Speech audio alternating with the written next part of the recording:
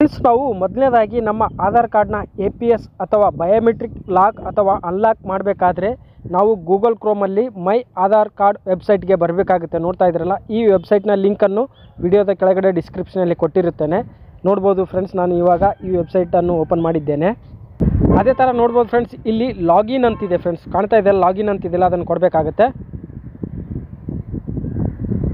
ಕೊಟ್ಟ ಮೇಲೆ ನೋಡ್ಬೋದು ಫ್ರೆಂಡ್ಸ್, ಇಲ್ಲಿ ನಮ್ಮ ಆಧಾರ್ ಕಾರ್ಡ್ ನಂಬರ್ ಮತ್ತು ಇಲ್ಲಿ capture code hockey login with OTP ಕೊಡಬೇಕಾಗುತ್ತೆ. ಅದೇ ಥರ ನೀವು ಕೂಡ ನಿಮ್ಮ ಆಧಾರ್ ಕಾರ್ಡ್ ನಂಬರ್ ಮತ್ತು ಇಲ್ಲಿ ಕಾಣುತ್ತಲ್ಲ ಈ ಕ್ಯಾಪ್ಚರ್ ಕೋಡ್ ಇಲ್ಲಿ ಹಾಕಿ ಲಾಗಿನ್ ವಿತ್ OTP ಕೊಡಬೇಕಾಗುತ್ತೆ. ಓಕೆ ಫ್ರೆಂಡ್ಸ್, ನೋಡ್ಬೋದು ಇವಾಗ ನಾನು ಆಧಾರ್ ಕಾರ್ಡ್ ನಂಬರ್ ಮತ್ತು ಕ್ಯಾಪ್ಚರ್ ಕೋಡ್ ಹಾಕಿದ್ದೇನೆ. ಇಲ್ಲಿ ಕೆಳಗಡೆ ಲಾಗಿನ್ ವಿತ್ OTP ಅಂತಿದೆಯಲ್ಲ ಫ್ರೆಂಡ್ಸ್, ಅದನ್ನು ಕೊಡಬೇಕಾಗುತ್ತೆ. ಕೊಟ್ಟ ಮೇಲೆ ನೋಡ್ಬೋದು ಫ್ರೆಂಡ್ಸ್, ಇದರಲ್ಲಿ ನಮ್ಮ ಆಧಾರ್ ಕಾರ್ಡಿಗೆ ಯಾವ ಮೊಬೈಲ್ ನಂಬರ್ ಲಿಂಕ್ ಇರುತ್ತೆ ಆ ಮೊಬೈಲ್ಗೆ ಒಂದು OTP ಬರುತ್ತೆ. OTPಯನ್ನು ಇಲ್ಲಿ ಎಂಟರ್ ಮಾಡಿ ಸಬ್ಮಿಟ್ ಕೊಡಬೇಕಾಗುತ್ತೆ. ಅದೇ ಥರ ನೋಡೋಣ, ನಮಗೆ OTP ಬರುವವರೆಗೆ ವೇಟ್ ಮಾಡೋಣ. ಓಕೆ ಫ್ರೆಂಡ್ಸ್, ನೋಡ್ಬೋದು ಇವಾಗ ನನ್ನ ಮೊಬೈಲ್ಗೆ OTP ಬಂತು. OTPಯನ್ನು ಇಲ್ಲಿ ಹಾಕಿ ಲಾಗಿನ್ ಕೊಡೋಣ.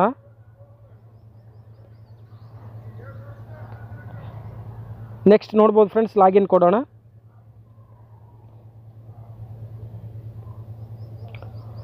ಕೊಟ್ಟ ಮೇಲೆ ನೋಡ್ಬೋದು ಫ್ರೆಂಡ್ಸ್, ಇಲ್ಲಿ ನಮ್ಮ ಆಧಾರ್ ಕಾರ್ಡ್ನ ಡೀಟೇಲ್ಸ್ ಓಪನ್ ಆಯಿತು. ನೋಡ್ಬೋದು ಇಲ್ಲಿ ನಾವು ಯಾವ ಕರೆಕ್ಷನ್ ಮಾಡ್ಕೋಬೇಕೋ ಅದನ್ನು ನೋಡ್ಕೋಬೋದು. ಅದೇ ಥರ ನಾವು ನಮ್ಮ ಆಧಾರ್ ಕಾರ್ಡನ್ನು ಅಪ್ಡೇಟ್ ಮಾಡಬೇಕಾದ್ರೆ ಡಾಕ್ಯುಮೆಂಟ್ ಅಪ್ಡೇಟು, ಮತ್ತು ಡೌನ್ಲೋಡ್ ಮಾಡಬೇಕಾದ್ರೆ ಡೌನ್ಲೋಡು, ಮತ್ತು PVC ಆಧಾರ್ ಕಾರ್ಡ್ ಅಪ್ಲೈ ಮಾಡಬೇಕಾದ್ರೆ ಆಧಾರ್ ಕಾರ್ಡ್ PVC ಅಂತಿದೆ, ಅದು ನೋಡಬೇಕು. ಅಡ್ರೆಸ್ ಚೇಂಜ್ ಮಾಡಬೇಕಾದ್ರೆ ಅಡ್ರೆಸ್ ಚೇಂಜ್ ಮಾಡಬೇಕಾಗುತ್ತೆ.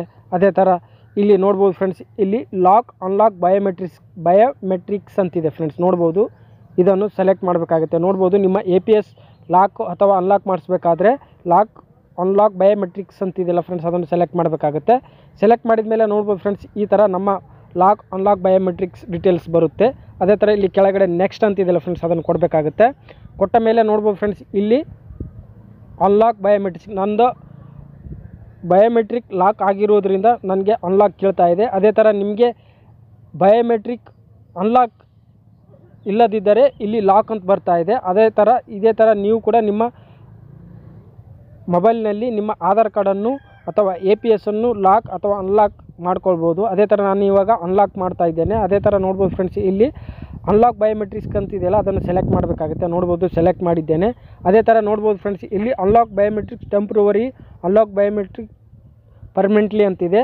ಅದೇ ಥರ ನೋಡ್ಬೋದು ಫ್ರೆಂಡ್ಸ್, ಇಲ್ಲಿ ಅನ್ಲಾಕ್ ಬಯೋಮೆಟ್ರಿಕ್ ಟೆಂಪ್ರವರಿ ಬೇಕಾದರೆ ಒನ್ ಡೇವರೆಗೂ ಅಷ್ಟೇ ಓಪನ್ ಇರುತ್ತೆ.